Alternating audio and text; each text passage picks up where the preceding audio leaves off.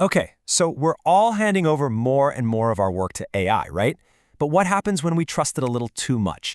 Today, we're going to dig into the hidden dangers of this AI overtrust problem. And let me tell you, it's a bigger risk than you probably think. It all starts so innocently. It's a simple prompt, something just like this.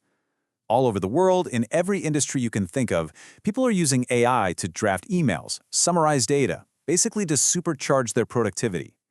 And yeah, on the surface, it feels like a total game changer, like a magic wand for our to-do lists.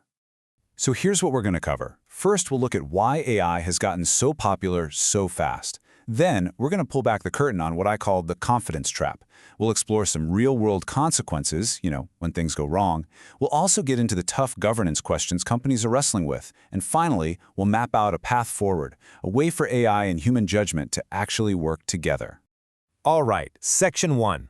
AI, the productivity boost. We're talking about going from hours to minutes. So how did AI become this workplace essential, like overnight? Well, the answer really boils down to one word: speed. I mean, look at all this. Writing emails, summarizing meetings, generating entire reports.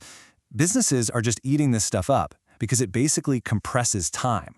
Things that used to take hours, I'm talking about drafting presentations or handling customer queries, can now get done in minutes. And these aren't just tiny little efficiency gains. This is fundamentally changing how we work. It's a massive productivity engine. Okay, Section 2, the confidence trap. This is the problem with believing too much. Because yeah, this incredible new speed, it casts a pretty long shadow. As we get more and more comfortable with these tools, a really dangerous and often invisible problem starts to creep in. And this right here, this is the heart of the issue. A really dangerous situation gets created when people just start to trust AI too much. It's our natural human tendency, right? We want to trust these helpful tools. But that's creating huge business risks that a lot of people aren't even acknowledging. We're all basically falling into a confidence trap. So to really get the risk here, you have to understand what an AI hallucination is. See, AI doesn't know things like we do. It's not thinking. It's a super sophisticated pattern-matching machine. It predicts the next word in a sentence based on all the data it's been trained on. And sometimes those predictions are just flat out wrong or completely made up. The industry calls these hallucinations. And here's the really scary part. AI systems are designed to sound confident, even when they are completely wrong. The grammar is perfect, the tone is always professional. The logic, it seems totally sound. It has this air of authority, even when it's just making stuff up. And that is exactly why it's so easy to overtrust it. All right, Section 3, when AI gets it wrong. Let's look at some real-world risks and consequences. So what actually happens when this misplaced confidence crashes into high-stakes business decisions? Let's take a look. Okay, risk scenario number 1, legal exposure. Imagine this. An employee asks an AI to summarize a really long, dense legal contract. The AI spits out a perfect-looking summary in seconds. But in its rush to be concise, it leaves out one tiny, critical clause.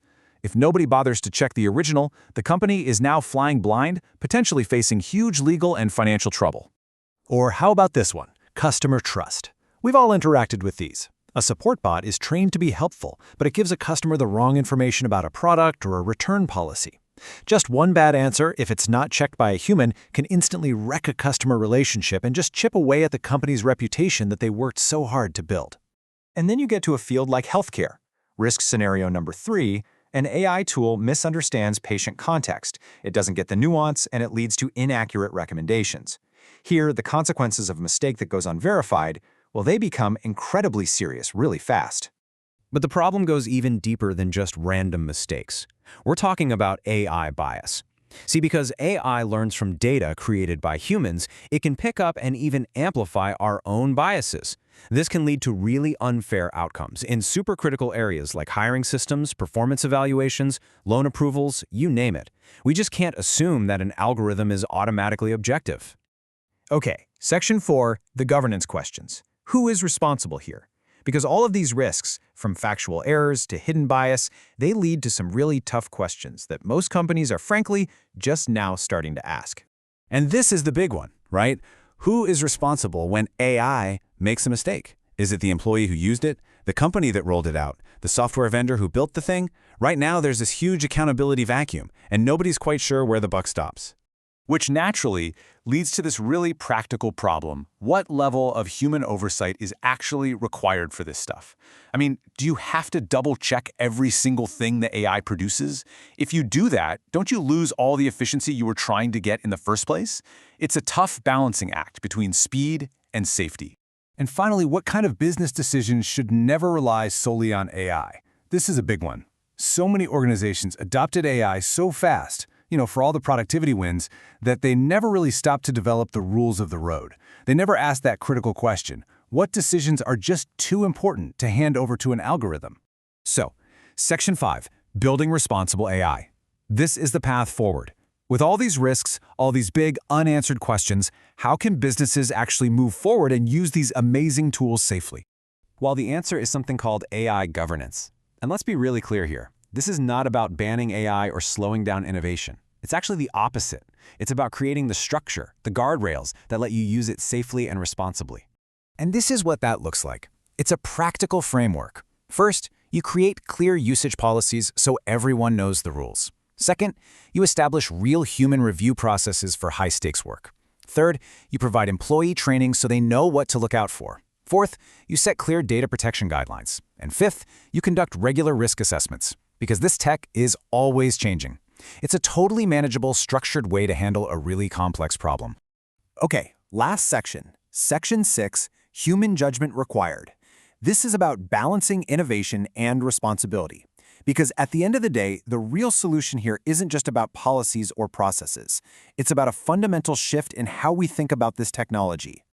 Responsible AI usage requires human judgment, oversight, and critical thinking.